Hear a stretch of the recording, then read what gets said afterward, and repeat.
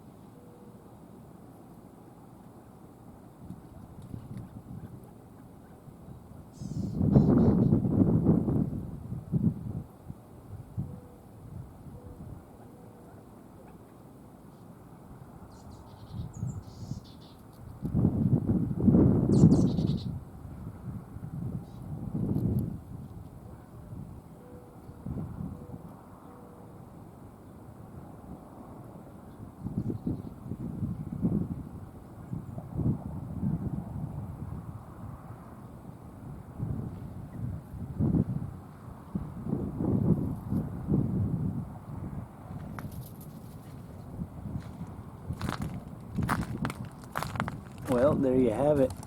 I was filming some of the wildlife. The squirrel looks like I threw some crackers out. They all took off running that way. There's a couple rabbits still left in there.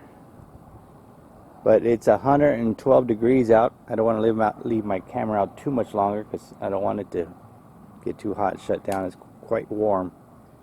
So if you like these kind of videos, give me a thumbs up. Smash that subscribe button. Don't cost anything. It's free.